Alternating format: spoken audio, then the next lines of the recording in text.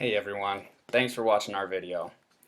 Now in this video we'll be discussing the interesting and fascinating facts about the hepatitis B virus. We'll go through some of the etiology, the reservoir for the disease, the signs and symptoms, the transmission, treatment and prevention, and a few other fascinating facts about the disease. Now let's get started.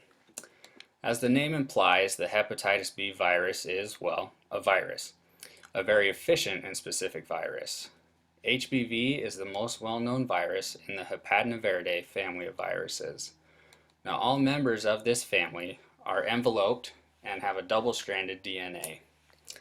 One of the most interesting facts about the HBV virus is that it's not completely double-stranded. Part of the DNA is double-stranded, but part of it is single-stranded, making it very unique. As you can see in this slide, you have your envelope out here, your capsid right here, and then you have your DNA in here. And as you can see, part of it is double-stranded, and then part of it is just single-stranded. Now, another interesting fact about the HBV virus is that it only contains 4 genes, which is incredibly small compared to the number of genes in the E. coli bacterium, which is nearly 4,000. HBV only needs 4 genes to cause major damage. Now, HBV is a very specific virus in that it only attacks the cells of the liver. The glycoproteins, which extend through the envelope of the virus, target the binding sites specifically on the liver cells. Once bound to these sites, the envelope, made up of the lipid membrane of the previous host cell, fuses with the membrane of the new host cell. Now, once this takes place, the nucleocapsid is released into the cytoplasm of the host cell, and the capsid breaks apart, allowing the partially double-stranded DNA of the virus to enter into the nucleus of the new host cell. Now, once in the nucleus, the DNA becomes fully double-stranded and is then transcribed into mRNA. This mRNA may be used to form either viral proteins, or it can be used to recreate the viral DNA used for making more viral nucleocapsids. Once the nucleocapsid is formed, it then exits the cell, forming a new envelope from the host cell's membrane to infect other cells. Now, to give you a little more of a visual aspect of what's really going on in this, this explanation that I just explained, we're going to watch a short little clip. So, as you can see, once the virus comes in contact with the membrane, the nucleocapsid breaks apart and the DNA goes into the nucleus where the double-stranded helix is completed. Then it is transcribed into mRNA, and this mRNA exits the nucleus into the cytoplasm, and then from there it's either forming viral proteins or it is turned back into that viral DNA in that partially double-stranded DNA, and then it's recapsuled and it exits the cell there. Now that we understand how this whole process goes on and occurs, we'll look more at the reservoir of the hepatitis B virus, which is in human blood. Now, I say human blood because only human hepatitis B virus will attack human livers. There are several other versions and strands of the hepatitis B virus that will affect different animals and will only affect those animals. For instance, if a human comes in contact with duck HBV, the human will not contract the disease. So now that we have delved into a more specific discussion of the details of HBV, or the hepatitis B virus, I would like to focus on the signs and the symptoms that one might experience if infected with HBV. Firstly, there is a common misconception that the words signs and symptoms can be used interchangeably to describe the effects that a disease might have on its host. However, they're actually very distinct in meaning. As a very general example, you could say that a symptom is something reported or experienced by a patient, while a sign is something discovered by the physician during examination. So now let's discuss the signs and the symptoms of someone infected with HBV. The most common symptoms experienced by someone infected with HBV are acute, meaning that they are rapid or short-lived. These symptoms include extreme fatigue, nausea, and abdominal pain. Some of the signs indicating the presence of HBV are jaundice, dark urine, and vomiting. Now, jaundice is very interesting. Someone who is experiencing jaundice will notice a very noticeable yellowing of the skin and of the eyes, as you can see in these pictures here. Jaundice is classified as a pathognomonic sign, meaning that it is a symptom that is very specific to its disease, in this case being hepatitis B. So if you were to go into a physician with these, the yellowing of the eyes or the skin, the physician would almost immediately diagnose you with hepatitis B. Now, however, it is to be noted that according to the World Health Organization, most people do not experience the signs or the symptoms during the acute illness phase of HBV, so they won't experience this jaundice or nausea or extreme fatigue even. However, one infected with HBV can also experience chronic symptoms or long-term symptoms. As we know, hepatitis B is a viral infection that attacks the liver. Hepatitis B virus can cause the liver infection, which can later develop into cirrhosis of the liver, which means scarring and poor liver function. It can even cause liver cancer. And as we can see in this picture, this is an artist's portrayal of what a normal liver looks like, and to the right of it, what a liver with cirrhosis would look like. And you can see all the scarring on it. Chronic infection has been found to be more common in those who are infected at an earlier age, as opposed to those infected at a later age. And again, according to the World Health Organization, they have found that about 80 to 90% of infants infected during the first year of their life develop chronic infections, while about 30 to 50% of children infected before the age of 6 years old develop chronic infections. And then less than 5% of otherwise healthy adults who are infected will develop a chronic infection. So that number gets pretty small, as you can see, with less than 5% for healthy adults.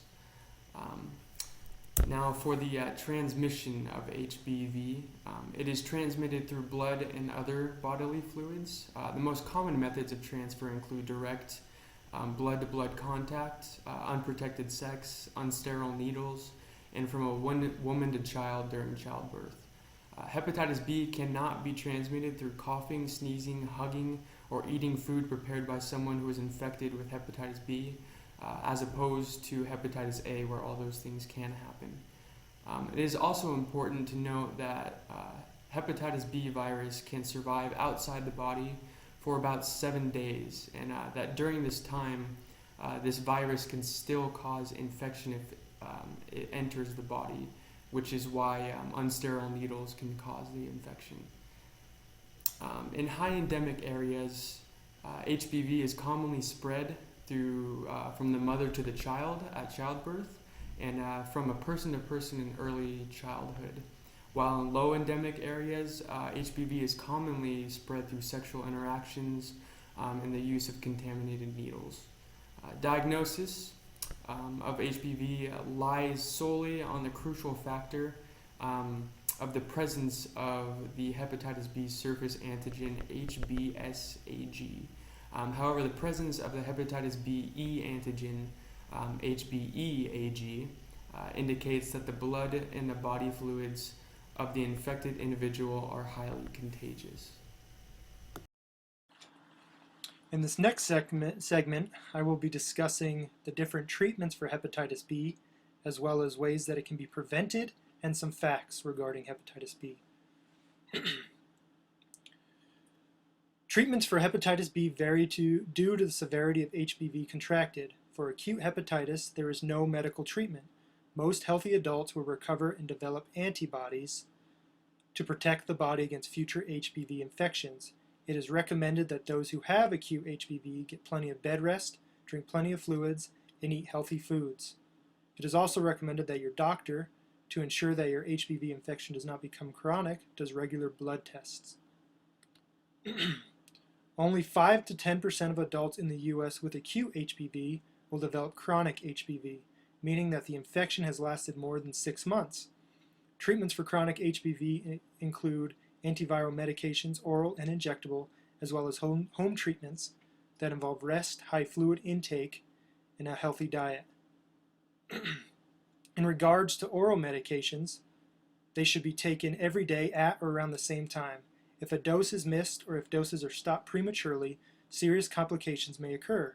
If your dose is missed, the virus may become resistant to the medication. If your dose is stopped prematurely, the HBV viral load in liver enzymes may increase, causing severe liver damage and cirrhosis. Common side effects of HBV oral medications are nausea, vomiting, fatigue, loss of appetite, dark urine, jaundice, and headaches. Serious side effects for the medications include kidney problems, lactic acidosis, problems with the liver, muscles, and nerves, as well as inflammation of the pancreas. If left untreated, HBV can cause liver cancer, liver failure, and death. Therefore, blood tests are very important to help control and monitor HBV. Prevention. Since HBV is transmitted through contact with blood, semen, and other bodily fluids, prevention starts by protecting yourself and avoiding contact with these fluids in people who are already infected with HBV.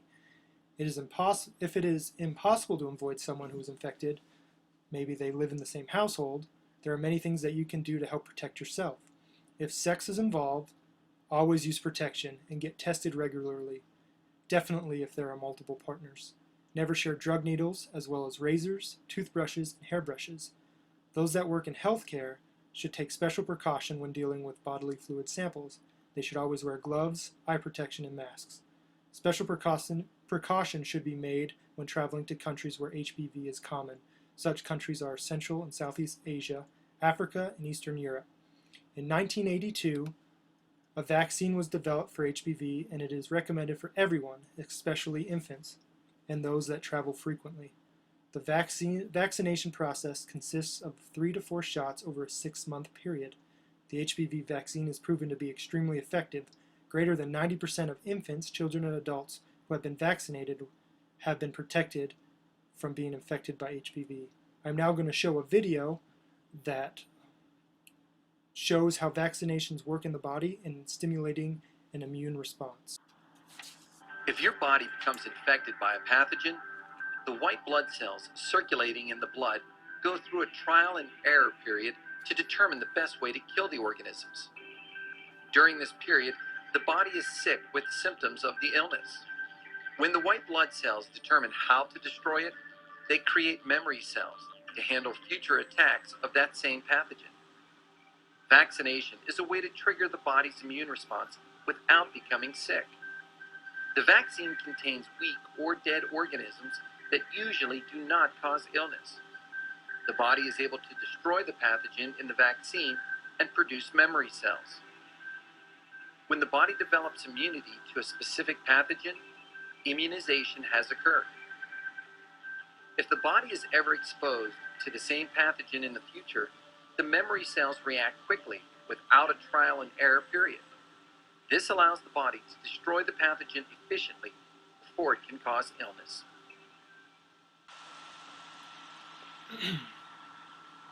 The HBV vaccine is so effective because it is a recombinant subunit vaccine.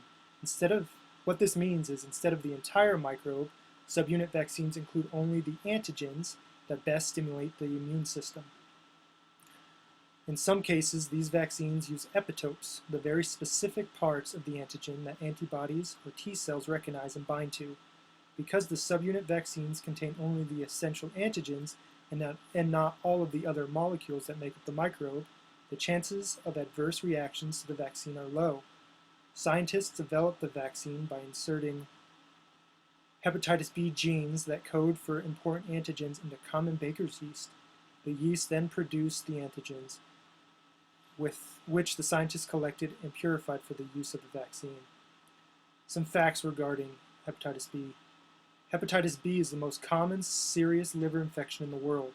It is 100 times more infectious than AIDS, and worldwide, 10 to 30 million people will be infected this year.